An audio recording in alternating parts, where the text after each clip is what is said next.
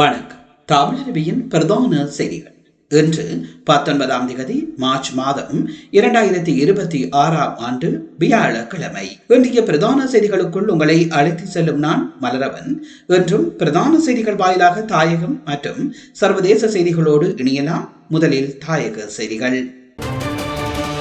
நாட்டின் எரிபொருள் கையிருப்பு குறித்து சரியான புரிதலின்றி அரசு மந்தகதியில் செயல்படுவதால் மக்கள் பெரும் பாதிப்புகளை எதிர்கொண்டுள்ளனர் என்று ஸ்ரீலங்கா பொதுஜன பெரமுனையின் தேசிய அமைப்பாளரும் நாடாளுமன்ற உறுப்பினருமான நாமல் ராஜபக்ச தெரிவித்துள்ளார். அரசின் முறையற்ற எரிபொருள் முகாமைத்துவம் மற்றும் QR முறைமை குறித்து கடுமையான விமர்சனங்களை ஊடகங்களிடம் தெரிவித்த போதே அவர் மேற்கொண்டவாறு கூறினார். கடந்த காலங்களில் அமைச்சர்கள் எரிபொருளில் 180 ரூபாய் வரை கமிஷன் பெறுவதாக தற்போதைய ஆட்சியாளர்கள் குற்றம் சுமத்தினார்கள். இப்போது திரட்டு இல்லை என்றால் அந்த 180 ரூபாயை குறைத்து மக்களுக்கு ஏன் உடனடி சலுகையை வழங்க முடியாது?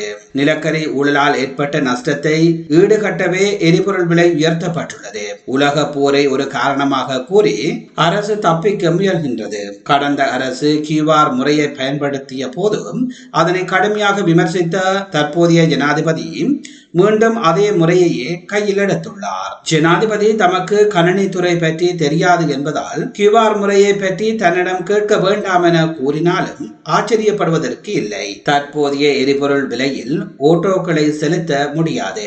மருத்துவர்கள் மற்றும் ஓட்டோ ஓட்டுநர்கள் போன்ற அத்தியாவசிய துறையினருக்கு நடைமுறை சாத்தியமான நிவாரணங்களை அரசு உடனடியாக வழங்க வேண்டும். எரிபொருள் தட்டுப்பாட்டை கருத்தில் கொண்டு வீட்டிலிருந்தே வேலை செய்யும் முறையை உடனடியாக நடைமுறைப்படுத்த வேண்டும். இது குறித்து மேலதிக ஆய்வுகள் தேவையில்லை. கொரோனா காலத்திலேயே உலகம் முழுவதிலும் இம்முறை வெற்றிகரமாக செயல்படுத்தப்பட்டது என்றும் தெரிவித்துள்ளமை இங்கே குறிப்பிடத்தக்கது. மத்திய கிழக்கில் தீவிரமடைந்து வரும் போர் சூழல் காரணமாக இலங்கையின் ஏற்றுமதி, சுற்றுலா மற்றும் அத்தியாவசிய செலவணி வருமானம் ஆகிய துறைகள் கடும் சரிவை சந்திக்க கூடும் என முன்னாள் அமைச்சர் ஹரின் பெர்னாண்டோ தெரிவித்துள்ளார். உலக சந்தையில் மசகு எண்ணெய் விலை அதிகரிப்பு மற்றும் விநியோக பாதைகளில் ஏற்பட்டுள்ள தடைகள் காரணமாக உள்நாட்டில் எரிபொருள் விலை மற்றும் மின்சார கட்டணங்கள் உயரக்கூடும். இது பணவீக்கத்தை மேலும் அதிகரிக்கும் என அவர் எச்சரித்தார். இலங்கையில் மொத்த தேயிலை ஏற்றுமதியில் சுமார் 38% மத்திய கிழக்கு நாடுகளுக்கே செல்கிறது. போர் காரணமாக இந்த சந்தையை இலங்கை இழக்கும் அபாயம் உள்ளதாக அவர் சுட்டிக்காட்டினார். விமான போக்குவரத்து தடைகள் காரணமாக விரைவில் பழுதடையக்கூடிய மீன் மற்றும் கடல் உணவு ஏற்றுமதி கடுமையாக பாதிக்கப்பட்டுள்ளது. இலங்கைக்கு வரும் சுற்றுலா பயணிகளில் சுமார் 28.5% துபாய், டோஹா மற்றும் அபுதாபி ஆகிய விமான நிலையங்கள் ஊடாகவே வருகின்றன. இந்த போக்குவரத்து தடைகள் சுற்றுலாத்துறையை முடக்கும் என அவர் கவலை தெரிவித்துள்ளார்.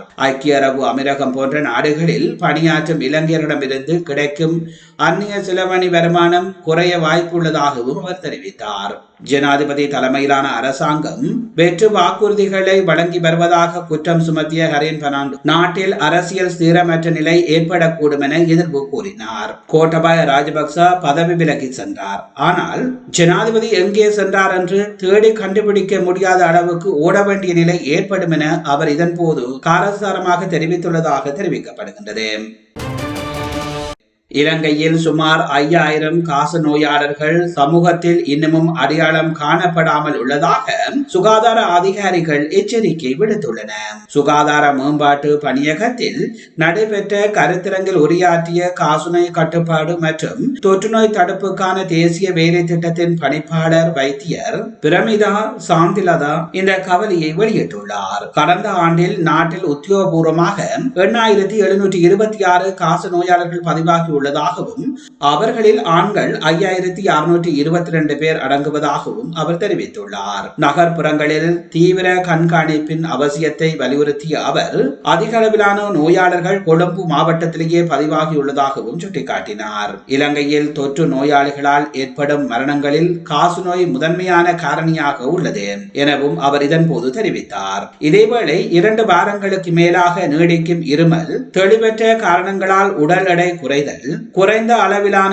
காய்ச்சல், உணவு உண்பதில் நாட்டம் குறைதல் ஆகிய அறிகுறிகள் காணப்பட்டால் உடனடியாக சுவாச சிகிச்சை நிலையங்களை அணுகுமாறு கோரிக்கை விடுத்தார். சமூகத்தில் மறைந்திருக்கும் காச நோயாளிகளை கண்டறிந்து சிகிச்சை அளிப்பதன் மூலம் தொற்று பரவுவதை தடுக்க சுகாதார அதிகாரிகள் நடவடிக்கைகளை துரிதப்படுத்தியுள்ளதாகவும் அவர் தெரிவித்துள்ளமை இங்கே குறிப்பிடத்தக்கது. கைப்பற்றப்படும் போதைப் பொருள் கையிருப்புகளை அளிப்பது குறித்து பொதுமக்களுக்கும் இந்த நடவடிக்கையில் ஈடுபட்டுள்ள குழுக்களுக்கும் நம்பிக்கையை ஏற்படுத்துவது முதன்மையான தேவை என ஜனாதிபதி தெரிவித்துள்ளார். இதற்கான சட்ட திருத்தங்களை விரைவுபடுத்துமாறு சம்பந்தப்பட்ட பிரிவினருக்கு ஜனாதிபதி அறிவித்துள்ளார். போதைப் பொருள் பேரழிவை ஒழிப்பதற்கான முழு நாடுமே ஒன்றாக தேசிய செயல்பாட்டு சபை ஜனாதிபதி செயலகத்தில் கூடிய போதே ஜனாதிபதி இந்த விடயங்களை குறிப்பிட்டுள்ளார். இந்த நடவடிக்கையில் ஏற்பட்டுள்ள தாமதங்களை தீவிரப்படுத்துவதாக சட்ட திருத்தத்திற்காக நியமிக்கப்பட்டுள்ள குழுக்களுடன் கலந்துரையாடி சட்டவாக்க பணிகளை விரைவுபடுத்துமாறு ஜனாதிபதி பணிப்புரை விடுத்துள்ளார். எந்த ஒரு சவாலுக்கு மத்தியிலும் போதைப் பொருள் அச்சுறுத்தலை ஒழிப்பதற்கான அரசாங்கத்தின் வேலை திட்டம் முடங்கக்கூடாது என ஜனாதிபதி இதன் போது வலியுறுத்தியுள்ளார். போதைப் பொருள் விநியோகம் மற்றும் விநியோக வலையமைப்புகளை முறியடித்தல், புனர்வாழ்வு மற்றும் நீதித்துறை நடவடிக்கைகளை வலுப்படுத்தல் ஆகியவற்றின் அவசியம் தொடர்பிலும் ஜனாதிபதி சுட்டிக்காட்டியுள்ளார். இந்த தேசிய வேலை திட்டத்தை வெற்றிகரமாக முடிவை நோக்கி கொண்டு செல்ல அனைவரும் அர்ப்பணிப்புடன் செயல்பட வேண்டியதன் அவசியத்தையும் ஜனாதிபதி எடுத்துரைத்துள்ளார். முழு நாடுமே ஒன்றாக தேசிய செயல்பாடு ஆரம்பிக்கப்பட்ட 2025 ஆண்டு அக்டோபர் மாதம் 30 முதல் இன்று வரையான காலப்பகுதிகளுக்குள் 1,24,412 பேர் கைது செய்யப்பட்டுள்ளனர். கைது செய்யப்பட்டவர்களில் 1772 சிறுவர்களும் 81 சிறுமிகளும் அடங்குவதாகவும் ஜனாதிபதியின் ஊடக பிரிவு வெளியிட்டுள்ள அறிக்கையில் குறிப்பிடப்பட்டுள்ளது. அத்துடன் கைது செய்யப்பட்டவர்களில் 1840 பேர் புனர்வாழ்வு மையங்களுக்கு அனுப்பி வைக்கப்பட்டுள்ளனர்.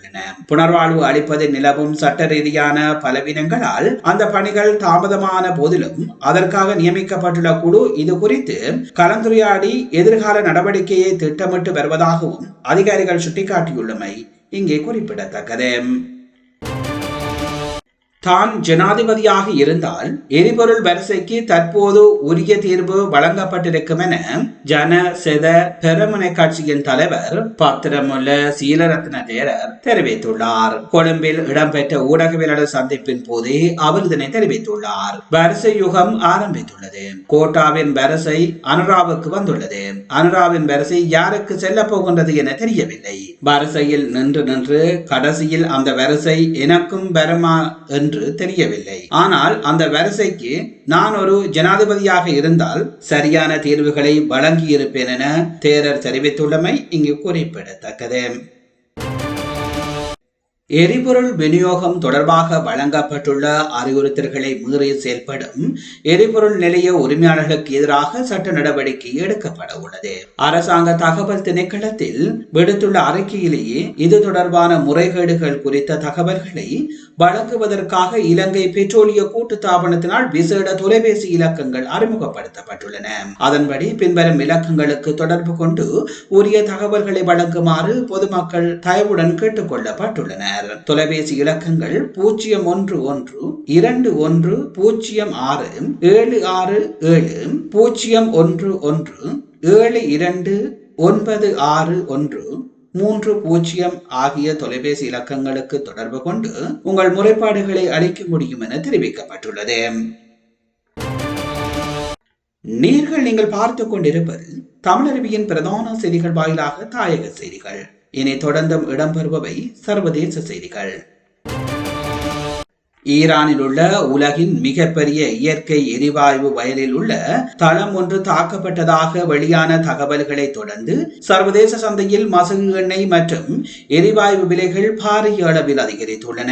ஈரானிய ஊடகங்களின் இந்த செய்தியை தொடர்ந்து பிறன் ரக மசகு எண்ணெயின் விலை ஒரு பீப்பாய்க்கு 108 அமெரிக்கா டாலர்களை கடந்து உயர்ந்துள்ளது. இந்த விலை உயர்வானது 17ஆம் தேதி நிலவிய விலையுடன் ஒப்பிடுகையில் 5% அதிகரித்துள்ளதாக தெரிவிக்கப்பட்டது. சர்வதேச நேரப்படி மதியம் 1 மணியளவில் ஒரு பீப்பாய் மசகு எண்ணெய் 108.60 அமெரிக்கா டாலர்களாக பதிவாகியுள்ளது. அதிமுக முன்னாள் அமைச்சர்கள் சி.வி. சண்முகம் மற்றும் திண்டுக்கல் சீனிவாசன் ஆகியோர் பெண்கள் குறித்து அவதூறாக பேசியிருந்த நிலையில் முதலமைச்சர் மு.க.ஸ்டாலின் அவர்களின் பேச்சை விமர்சித்துள்ளார். திமுக அரசை கண்டித்து அதிமுக ஆர்ப்பாட்டம் நடைபெற்றது.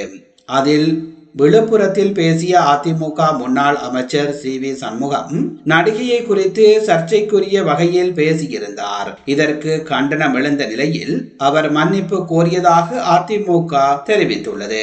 இதேவேளை முன்னாள் அமைச்சர் திண்டுக்கல் சீனிவாசனும் பெண்கள் குறித்து அவதூறாக பேசியிருந்தார். இதற்கு பல்வேறு தரப்பினரிடமிருந்து கண்டனம் தெரிவிக்கப்பட்டுள்ளமை இங்கே குறிப்பிடத்தக்கது.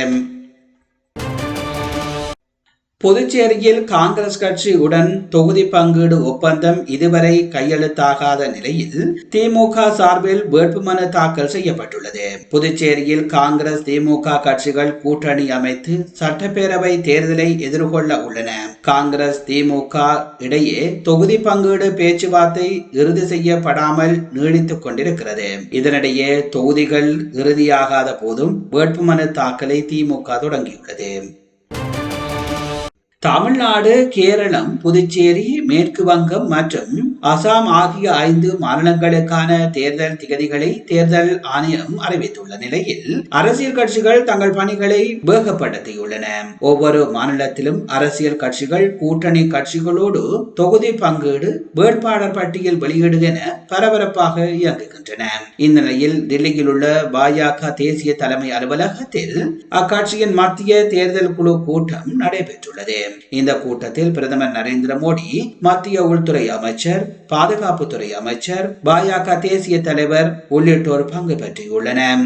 இந்த கூட்டத்தில் 5 மாநில தேர்தல்களை எதிர்கொள்வதற்கான வியூகம் உள்ளிட்டவை குறித்து ஆலோசிக்கப்பட்டதாகவும் தகவல்கள் வெளியாகியுள்ளது. இதில் குறிப்பாக வரும் ஏப்ரல் 9ஆம் தேதி வாக்குப்பதிவு நடைபெற இருக்கும் அசாம், கேரளா மற்றும் புதுச்சேரி தேர்தல் குறித்து தீவிரமாக ஆலோசிக்கப்பட்டதாகவும் தெரிவிக்கப்படுகின்றது.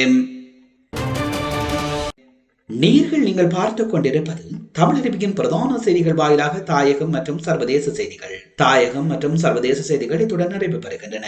செய்திகள் தொடர்பான உங்கள் அன்பான கருத்துக்களை கீழே பதிவு செய்வதோடும் எமது சேனலை உங்கள் உறவுகள் நண்பர்களுக்கு தெரியப்படுத்தி அவர்களை இணைத்துக் கொள்மாறு அன்பாக கேட்டுக் கொள்வதோடு விடுந்திருக்கின்ற இன்றைய பொழுது உங்கள் எல்லோருக்கும் ஒரு நல்ல பொழுதாக அமைய எல்லாம் வல்ல இறைவனை வேண்டி உங்களிடம் விடைபெறும் நான் என்றும் உங்களுடன் அணைந்திருக்கும் மலரவன் மீண்டும் இன்னும் ஒரு பிரதான செய்திகள் வாயிலாக சந்திக்கின்றேன்.